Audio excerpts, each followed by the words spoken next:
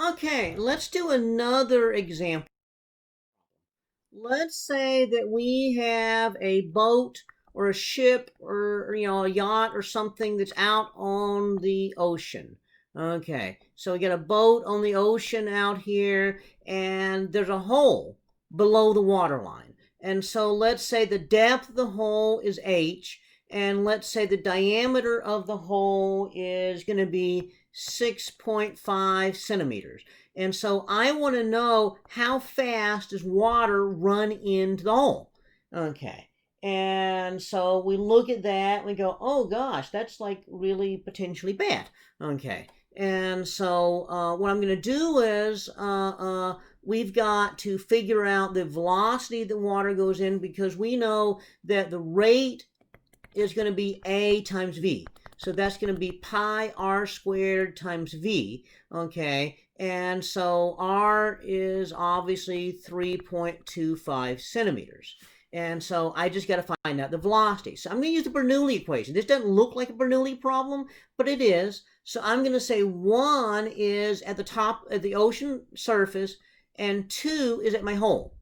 Okay, so I know that P1 plus 1 half rho V1 squared plus rho G Y1 equals P2 plus 1 half rho V2 squared plus rho G Y2.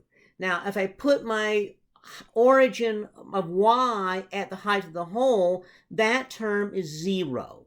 Okay. And so that gives me P1 plus 1 half rho V1 squared plus rho G. Now, that means Y1 is going to be H equals P2 plus 1 half rho V2 squared. Now, the pressure at the surface of the ocean is 1 atmosphere. Inside the boat here, you need to know the H. Let's say the hole is 1.85 meters below the water line. So at a height of just a couple meters, there's almost no change in pressure. So that means it's 1 atmosphere at the hole. So that means P1 and P2 are the same. Okay, and so they go away. Now, V1 is the rate at which the ocean levels drop as water flows into the hole. Obviously, that's 0. Okay. So we have rho GH equals 1 half rho V squared.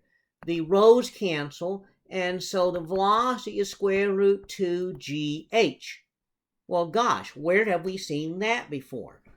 All the way back in chapter 2.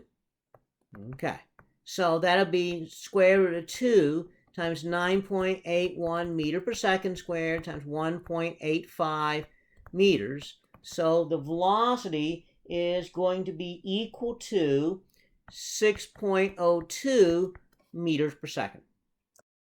So now we have a hole, and we've got water flowing into the hole with a velocity of 6.02 meters per second. Okay, so, but I want to know the volume. So the volume flow rate is going to be A times V. And so that's going to be pi r squared times V. So that'll be pi. Okay, we said that the hole was 3.25 centimeters squared. This is 602 centimeters per second. It is very, very important you keep track of units here. I could have converted this into meters and left that in meters, or I could have converted to both to centimeters, which is what I did. It doesn't really matter. You need to do one or the other. You can't just have centimeters and meters. This is a case where you have to be consistent. Okay, so what we get is that this comes out to be 20,000 cubic centimeters per second. Well, you know that 1 liter is 1,000 milliliters. A milliliter is a cubic centimeter. So that means that the R here corresponds to 20 liters per second. So water is pouring into the boat at a rate of 20 liters per second.